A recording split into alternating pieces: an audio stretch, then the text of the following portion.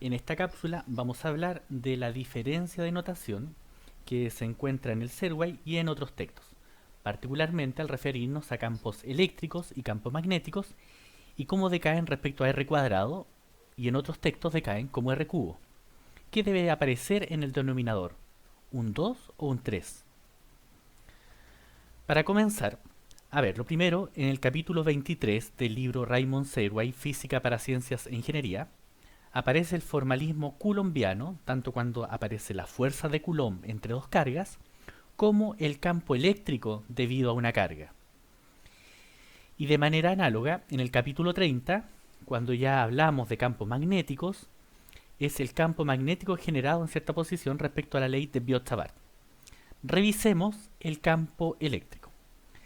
El campo eléctrico o un elemento infinitesimal de este se puede escribir como dE es igual a la constante eléctrica, el elemento infinitesimal de carga, por el versor R, por la distancia desde la contribución a donde queremos que se sienta el campo.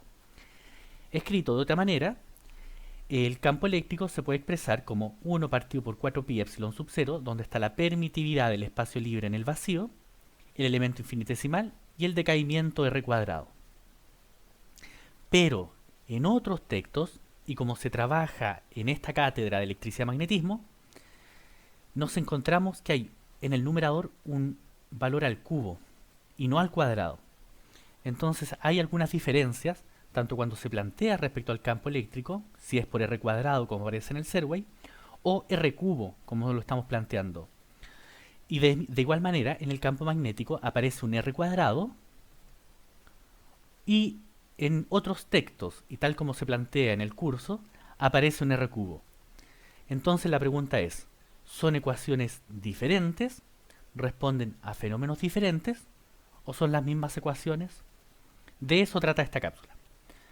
Para ello, consideremos lo siguiente. Consideremos como base la notación del campo eléctrico que plantea el libro Raymond Serway. El decaimiento es respecto a R cuadrado. No nos olvidemos que esto solamente representa la constante eléctrica.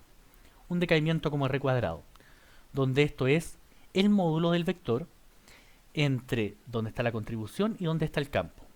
Donde queremos que se sienta el campo por un versor o vector unitario, donde esto depende del sistema de coordenadas. Por otra parte, esta forma de expresar también se puede escribir como solo en términos vectoriales. Y de esa manera se puede escribir si tengo R tongo como 2R tongo y como el módulo del vector. El módulo de un vector se puede escribir como el módulo de R vector o simplemente sin el vector de esta manera, donde me indica la longitud o magnitud o módulo que tenga ese vector, ya sea fuerza, distancia, desplazamiento, magnitudes vectoriales. Ahora, cuando se escribe en términos de dos vectores, no olvidar que el primero es donde queremos, el vector donde queremos que se sienta el campo y desde dónde viene la contribución.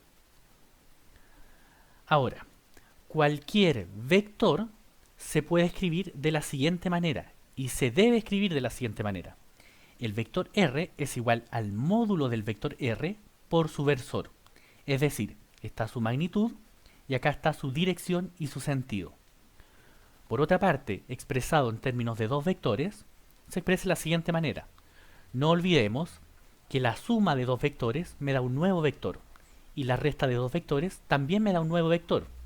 Por lo tanto, esta resta se tiene que expresar como el módulo de esta resta por la dirección y sentido de esta resta, que son los versores. Ahora, si esta es una forma de escribir un vector, el módulo podríamos pasar dividiendo al otro lado y se expresaría de la siguiente manera. Entonces, los versores son el vector partido por la magnitud. Recordar que esto es un vector unitario.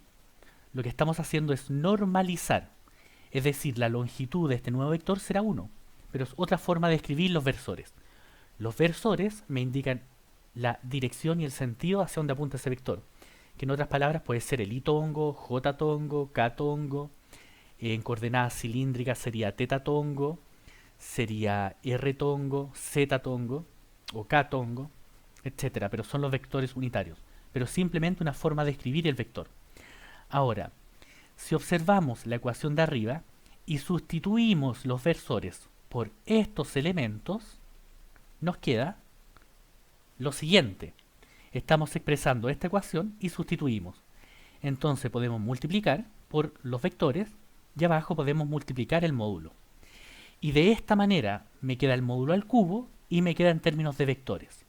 Es decir, la ecuación que está expresada en el Serway en términos de versores o la expresión presentada en otros textos o como trabajamos en la cátedra de electricidad y magnetismo es la misma ecuación, solo que en el Serway está planteada en términos de versores y nosotros lo planteamos pensando que es una manera mucho más pedagógica de referenciarlos en términos solo de vectores, donde queremos determinar el campo y desde dónde viene la contribución. Entonces, para terminar, cuando hablamos del campo eléctrico del capítulo 23, escrito de esta manera, es porque está escrito en términos de versores, pero es la misma ecuación a plantearlo solo en términos vectoriales. Por otra parte, en el caso del campo magnético, en la ley de Biot-Savart en el capítulo 30, también aparece respecto a R cuadrado y un producto cruz respecto a un versor.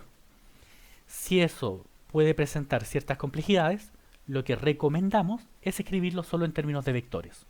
Estamos hablando de las mismas ecuaciones, solo que en uno el tratamiento y la forma de escribirlo, o versores o solo vectores. Esto es como nosotros estamos trabajando. ¿Ok? El decaimiento siempre será un decaimiento respecto a la distancia al cuadrado, pero hay formas de escribirlo y otra forma de escribirlo en términos de versores. Gracias.